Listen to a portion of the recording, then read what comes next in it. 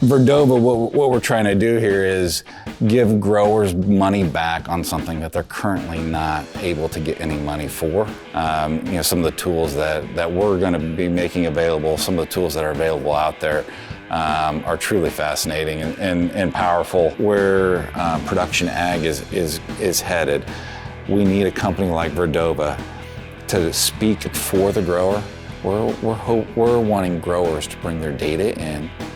And when a company buys that, they have to buy it and then the money goes back to the grower. If you want to understand how your product did across 100 million acres, you're going to have to buy my data, you're going to have to buy my neighbor's data through Verdova. We need to know that there's a company out there that has our back and understands what is actually going on. If we don't do this, some company is going to build that mousetrap.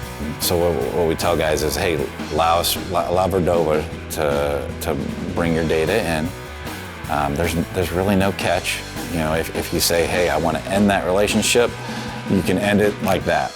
And there is no cost to a grower. There is no catch. Verdova takes 15 cents on every dollar for our time, and the grower gets everything else. And what we have on our farm is more of a story, and that story is our brand, that is our activity. When you think about it, if we were to talk about that in any other business, that would be the intellectual property of that business. It'd be what puts them and separates them from everyone else.